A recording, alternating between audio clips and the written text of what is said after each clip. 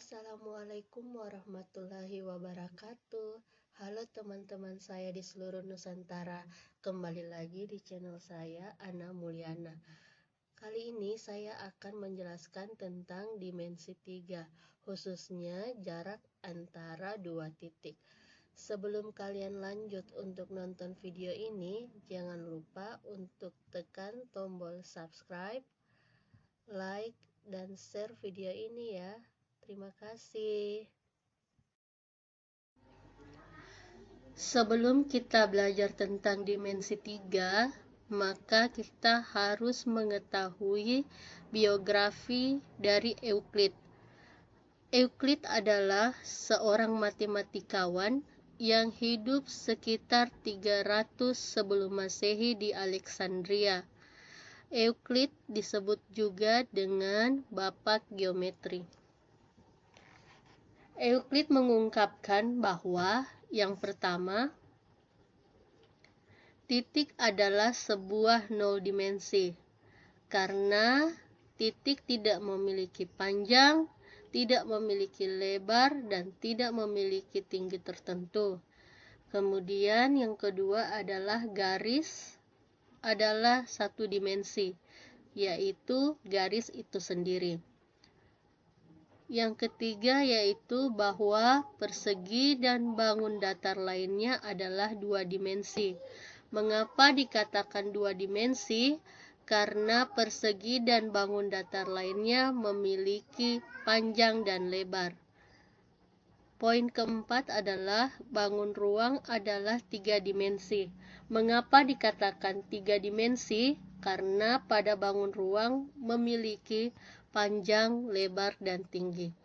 Dan poin kelima yaitu bahwa tidak ada bangun geometri berupa 4 dimensi. Adapun skema pembelajaran dalam dimensi 3 yaitu dimensi 3 ini memiliki 3 poin. Yang pertama yaitu mempelajari jarak titik ke titik, jarak titik ke garis, dan jarak titik ke bidang, yang mana materi jarak titik ke titik ini merupakan prasyarat untuk mempelajari jarak titik ke garis, dan juga materi jarak titik ke garis ini juga merupakan prasyarat untuk mempelajari jarak titik ke bidang. Dimensi 3 ini baik untuk jarak titik ke titik, jarak titik ke garis, maupun jarak titik ke bidang dapat digunakan penerapannya dalam kehidupan sehari-hari. Dan untuk mempelajari ketiga materi ini, kita akan dibantu dengan rumus teorema Pythagoras. Adapun contoh dimensi 3 dalam kehidupan kita sehari-hari. Dalam kehidupan sehari-hari kita sering menjumpai benda-benda yang berbentuk dimensi 3. Misalnya kardus makanan ringan yang berbentuk kubus seperti yang ada pada gambar, lemari yang berbentuk balok, maupun kaleng susu yang berbentuk tabung seperti yang ditampilkan pada gambar. Dan masih banyak lagi yang lainnya, benda-benda yang berbentuk dimensi 3.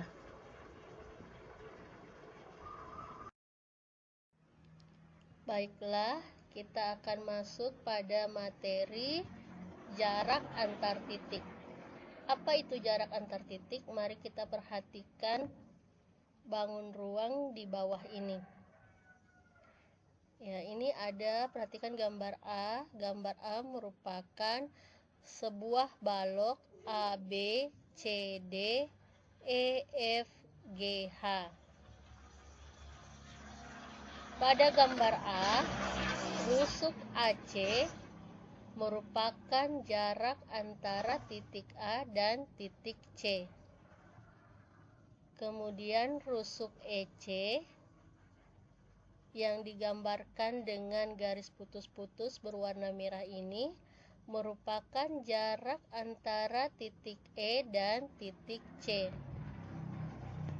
Sedangkan rusuk EG ini, rusuk EG merupakan jarak antara titik E dan titik G.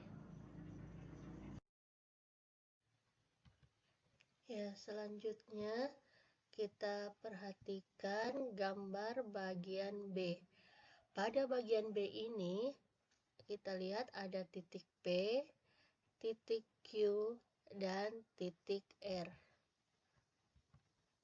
Pada gambar bagian B ini ada 4 garis yang menghubungkan titik P dan titik Q. Jadi ada 4 garis yang menghubungkan titik P dan titik Q.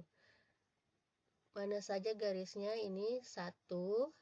Ini garis putus-putus ini ya. Ini 1. Kemudian 2. Ini 2. 3 dan 4. Jadi ada 4 garis yang menghubungkan titik P dan titik Q. Akan tetapi yang merupakan jarak antara titik P dan titik Q adalah garis lurus, ini garis lurus yang menghubungkan titik P dan titik Q.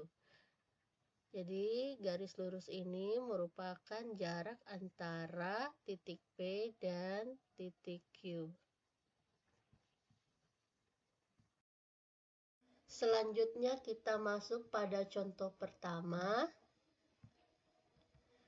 Bangun berikut menunjukkan kota-kota yang terhubung dengan jalan. Titik menunjukkan kota. Ini ada 4 titik di sini, ini merupakan kota, dan ruas garis ini menunjukkan jalan yang menghubungkan kota-kota tersebut. Nah, Mira hendak ke kota C dari kota A.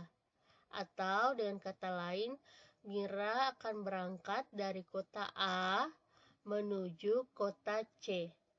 Maka ada beberapa kemungkinan rute yang dapat ditempuh oleh Mira. Manakah dari kemungkinan rute tersebut yang merupakan jarak kota A dan kota C? Dan berapakah jarak antara kota A dan kota C? Ya, ini gambar yang tadi kita ambil dari contoh soal ya. Jadi ada kota A, kota B, kota C, dan kota D. Kita disuruh mencari beberapa kemungkinan yang dapat ditempuh oleh Mira ketika dia berangkat dari kota A menuju ke kota C. Nah, ini ada beberapa kemungkinan ya. Kemungkinan yang pertama adalah Mira menempuh ke kota C, yaitu dari kota A, dengan cara dari kota A dia ke kota B terlebih dahulu, kemudian ke kota C. Jadi dari A ke B, kemudian ke C.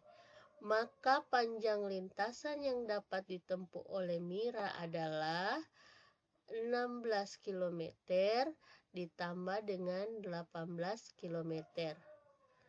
Kemudian kemungkinan yang kedua adalah Mira dari kota A, kemudian ke kota D, kemudian ke kota C. Maka panjang lintasannya adalah 20 km ditambah dengan 23 km. Sehingga total lintasannya adalah 43 km. Kemungkinan yang ketiga adalah Mira dari kota A langsung ke kota C. Sehingga panjang lintasannya adalah 27 km. Kemungkinan yang keempat adalah Mira dari kota A ke kota D, kemudian ke kota B, dan terakhir ke kota C. Jadi dari A ke D, ke B, kemudian ke C. Maka panjang lintasannya adalah 20 km ditambah 17 km ditambah 18 km. Totalnya adalah 55 km. Kemudian kemungkinan yang kelima adalah Mira berangkat dari kota A ke kota B, kemudian ke kota D, dan terakhir ke kota C. Jadi dari A ke B, ke D, dan ke C. Maka total lintasannya atau panjang lintasannya adalah 16 km ya. Kemudian ditambah 17 km dan ditambah dengan 23 km. Sehingga total lintasannya atau panjang lintasannya adalah 56 km. Nah, kita sudah memperoleh tadi beberapa kemungkinan yang dapat ditempuh oleh Mira dari kota A ke kota C. Ini ada 5 kemungkinan tadi ya yang kita peroleh dengan panjang lintasannya masing-masing. Dari tabel di atas, maka dapat dilihat bahwa panjang lintasan terpendeknya adalah 27 km. Jadi kita lihat ya, dari beberapa kemungkinan ini 34, 43, 27, 55, dan 56. Maka lintasan yang terpendek adalah 27 km. Ini ya, 27 km dengan kemungkinan rute dari kota A langsung ke kota C. Lintasan terpendek inilah yang merupakan jarak antara kota A dan kota C. Sehingga jarak kota A dan kota C adalah 27 km. Nah, selanjutnya kita masuk pada contoh yang kedua.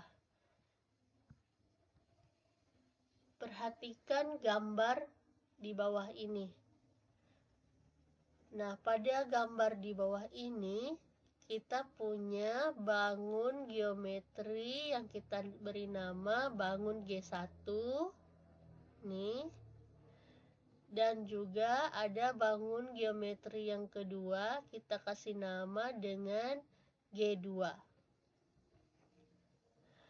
Jika bangun G1 maupun bangun G2 adalah bangun-bangun geometri, maka kita dapat memikirkan bahwa bangun G1 ini adalah merupakan himpunan atau kumpulan titik-titik. Jadi ini merupakan kumpulan titik-titik ya. Begitu juga dengan bangun geometri yang kedua ini, kita dapat pikirkan sebagai kumpulan atau himpunan dari titik-titik. Nah, jika kita melakukan pemasangan satu-satu dari titik bangun di G1 dengan titik yang ada pada bangun G2, ini ya, kita melakukan pemasangan. Nah, dari gambar ini kita hanya mengambil sampel 5 pasang titik ya. Ini sebenarnya banyak pasangan titik, tapi kita ambil 5 sampel saja. Ini seperti yang ada pada gambar.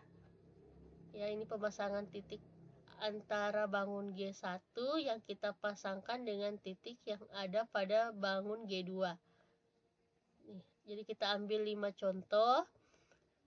Maka dari kelima ini jarak yang terpendek adalah AB. AB ini adalah yang terpendek.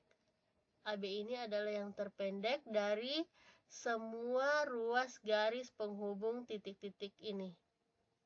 Jadi AB yang terpendek. Maka ruas garis AB itu disebut jarak antara bangun G1 dengan bangun G2. Kesimpulannya adalah jarak antara dua titik adalah panjang ruas garis hubung yang terpendek antara dua titik tersebut.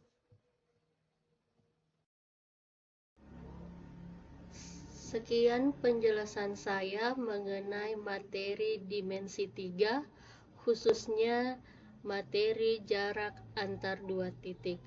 Sampai jumpa pada video pembelajaran selanjutnya. Terima kasih. Wassalamualaikum warahmatullahi wabarakatuh.